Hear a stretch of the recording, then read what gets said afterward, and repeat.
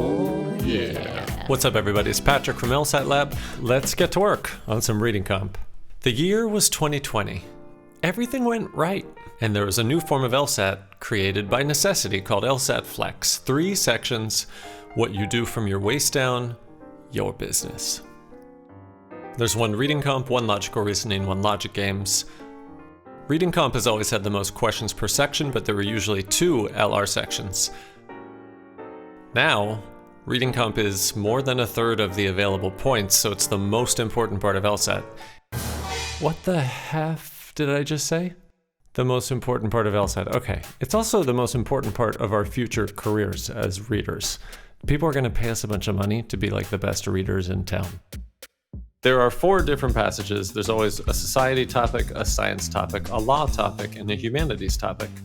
Society passages tend to be like PhDs grumbling against each other. Science passages like to present and evaluate new research. Law passages usually deal with some new thorny legal problem.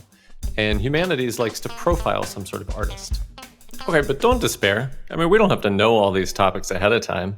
Nobody's telling you to move into the library. But nobody's telling you not to move into the library.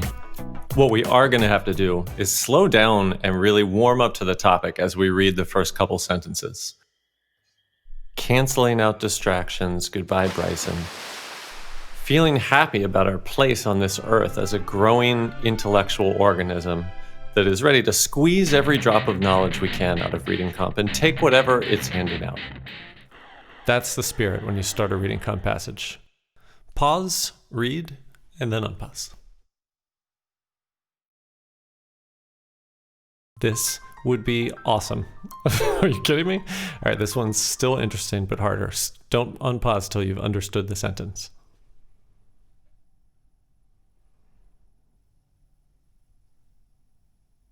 I mean, I could talk about this probably for hours with friends. Music is such a fascinating thing, and it's funny that we didn't need to have it. Kind of like roller coasters. Pause the recording one more time. Yikes! Okay, we don't have to pretend that that was sounding interesting, but we do have to pretend we're interested in everything. And most importantly, we have to really feel and learn the difference between reading and comprehension. For comprehension, you do have to slow down, so you only do it for important sentences. Once you comprehend a sentence, you actually trust yourself to still remember it even when you're not looking at the passage. And learning to read at that level is going to help us when we're getting grilled in law school. How would the case change if the defendant had been the biological mother? Uh-oh. If we don't understand the material well enough, then we can't really react to it flexibly or even recognize it when it's dressed up in different wording. But that's the skill we'll need in order to recognize correct answers. Now, don't worry about Carol. She's got enough charisma to get out of any jam. But the rest of us are going to have to do it the old-fashioned way, which means learning how to read slow enough that you actually comprehend and retain the material. Carol! Carol!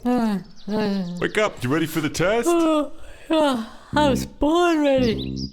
Well, it's nice to be Carol. So here's a preview about the trajectory we're taking in this series. We want to start off by being better at absorbing the actual passages. So we'll talk about big picture reading skills like frameworks. Then we're going to break down all the different question types and figure out how to improve, where to look, what to expect out of the answers. Then we get a little bit meta. We got to think about how the test writers make trap answers and what we can do to improve some of our weaknesses.